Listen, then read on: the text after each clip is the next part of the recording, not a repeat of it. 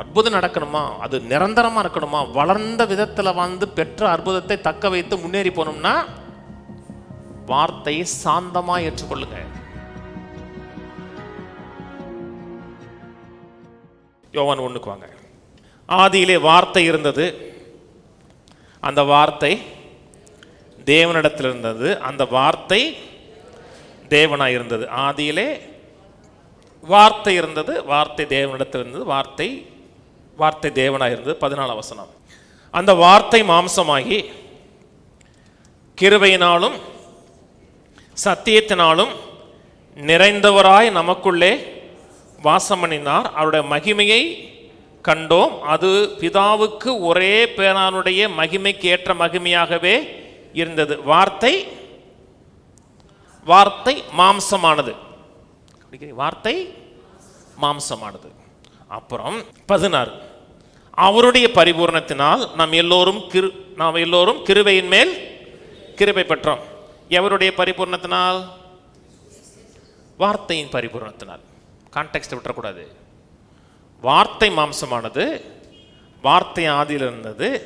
அப்போ வார்த்தையின் பரிபூர்ணத்தினால் நாம் எல்லோரும் கிருபையின் மேல் கிருபை பெறுகிறோம். எதை பெறுகிறீங்க? முதல்ல வார்த்தையை பெறுகிறோம், கிருபையுள்ள வார்த்தையை பெறுகிறோம்.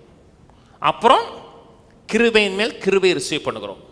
10ஆம் வசனம். அவர் உலகத்தில் இருந்தார், வார்த்தை உலகத்தில் இருந்தார், உலகம் அவர் மூலமாய் உண்டாயிற்று. உலகம் வார்த்தை மூலம் உண்டாயிற்று, உலகமோ வார்த்தையை அறியவில்லை. அவர் தமக்கு சொந்தமானதில் வந்தார், அவருக்கு சொந்தமானவர்கள் அவரை ஏற்றுக்கொள்ளவில்லை. அவர் தமக்கு சொந்தம், அவர்னா வார்த்தை தமக்கு சொந்தமானதிலே வந்தார், வார்த்தைக்கு சொந்தமானவர்களும் அவரை ஏற்றுக்கொள்ள. கவனிச்சுவாங்க. இன்னைக்கும் எத்தனையே கிறிஸ்தவர்கள் வார்த்தைக்கு சொந்தமானவர்கள் வார்த்தை கேட்க மாட்டாங்க. ஆராதிக்கும் போது அப்படியே அனலாக இருப்பாங்க, அதுக்கப்புறம் பிரசங்கம் பண்ணும்போது அடுத்த மண்டலத்துக்கு போயிடுவாங்க. ஏன்னா எது முக்கியம்? வார்த்தை ஏற்றுக்கொள்ள கிடையாது. 12ஆம் வசனம். அவருடைய நாமத்தின் மேல் விசுவாசம் உள்ளவர்களாய் அவரை ஏற்றுக்கொண்டவர்கள். அவரை ஏற்றுக்கொண்டவர்கள்னா வார்த்தை ஏற்றுக்கொண்டவர்கள் எத்தனை பேர்களோ அத்தனை பேர்களும் தேவனுடைய பிள்ளைகளாகும்படி அவர்களுக்கு அதிகாரம் கொடுத்தார். வார்த்தை ஏற்றுக்கொண்டவர்கள் ஒன்னை பெறுகிறார்கள். சொன்னது புரியுதுங்களா? ஒன்னை சுதந்திரிக்கணும்னா முதல்ல அவங்க எதை சுதந்திரிக்கணும்? வார்த்தையை சுதந்திரிக்கணும்.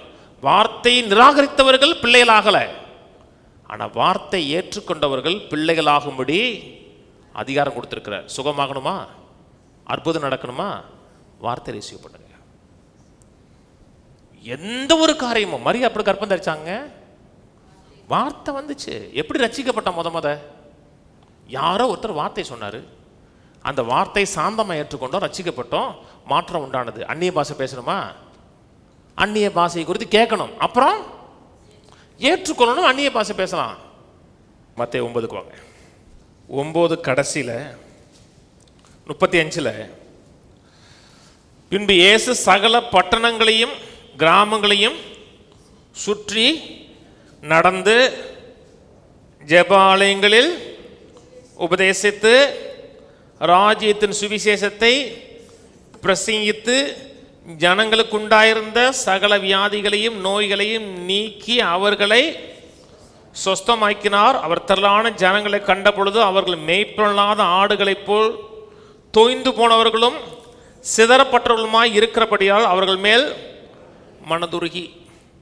போகிற இடமெல்லாம் இயேசு அற்புதம் செய்யலை. போறப்போ சொல்லப்பட்டிருக்கு, பட்டணங்களையும் கிராமங்களையும் சுற்றி நடந்து ஜெப ஆலயங்களில் உபதேசித்து. முதல்ல போனவன்னு என்ன செஞ்சாருங்க? பேசினாருங்க. ஏசுனார் வந்துட்டாரு, அற்புதம் செய்வாரு, மேஜிக் காமிப்பாரு, அதான் செஞ்சாரு. அவர் போன இடத்துலாம் முதல்ல என்ன பண்ணாருங்க? டீச் பண்ணாருங்க. வசனத்தை டீச் பண்ணாரு. அந்த வசனத்தை ஏற்றுக்கொண்டவர்கள் சுகமானார்கள். வசனத்தை நிராகரித்தவர்கள் சுகமாகல, வசனத்தை ஏற்றுக்கொண்டவர்கள் சுகமானாங்க. இன்னைக்கு உலகம் அப்படி கிறிஸ்தவம் மாறி போச்சுங்க. அற்புதம் நடக்கணுமா, அது நிரந்தரமா இருக்கணுமா, வளர்ந்த விதத்தில் பெற்ற அற்புதத்தை தக்க வைத்து முன்னேறி போகணும்னா வார்த்தையை சாந்தமா ஏற்றுக்கொள்ளுங்க. தர்க்கிப்பில்லாமல் ஏற்றுக்கொள்ளுங்க. மத்தேயு 10:40. உங்களை ஏற்றுக்கொள்ளுகிறவன் என்னை ஏற்றுக்கொள்ளுகிறான், என்னை ஏற்றுக்கொள்ளுகிறவன் என்னை அனுப்பினவரை ஏற்றுக்கொள்ளுகிறான். இயேசுவை ஏற்றுக்கொள்ளுகிறவன் பிதாவை ஏற்றுக்கொள்ளுகிறான். என் பிதா தான் முக்கியம், இயேசு முக்கியம் நினைச்சுன்னா அவன் பிதாவை நிராகரிக்கிறான் அர்த்தம். அதே மாதிரி ஒரு மனிதன் தேவனோட வார்த்தையை போதிக்கிறாரு, அந்த மனிதனை ஏற்றுக்கொண்டீர்கள் என்றால் இயேசுவை ஏற்றுக்கொண்டீங்கன்னு அர்த்தம்.